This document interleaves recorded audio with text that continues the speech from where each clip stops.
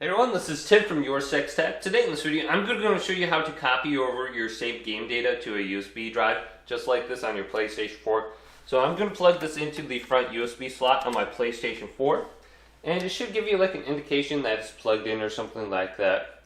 But if it doesn't, we can go up to Settings and then select this, and then go on down to Devices, and then we can go to USB storage device right here, and we can see if it's plugged in. And we do have the option to format this as well. So if we press options under here, we can go to format as EXFAT. So I'm going to go to this and completely erase and get rid of all the data and preparing it for copying saved data over to. So I went ahead and formatted it. You can see no longer has 1 gigabyte in use.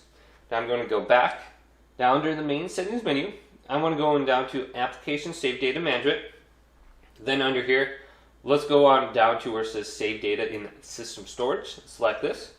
Then go to Copy to USB Storage. And this says if you want to use the saved data, you can copy over to another PlayStation 4. You must update the system software of the PS4 to the latest version. Okay, so they have to be the same version.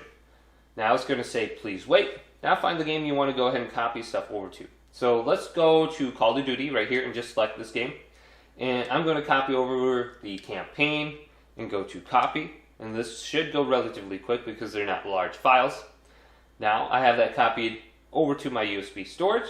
I'm going to back up. At any point in time I need to recover this. I want to go on down to where it says save data on USB storage under this menu again. Then go to copy to system storage. So this is going to copy from your USB drive to your PlayStation's hard drive.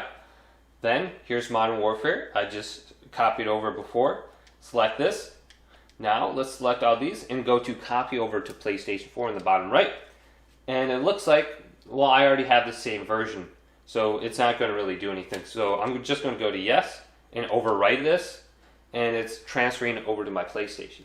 So that is how you can easily get it back onto your PlayStation after copying. Hopefully this video did indeed help you out. If it did, leave a big thumbs up and subscribe to my channel down below for more tech up videos coming up next on Your Six Tech.